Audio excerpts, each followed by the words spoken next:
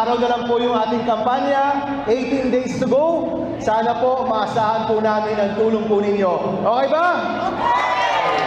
Okay!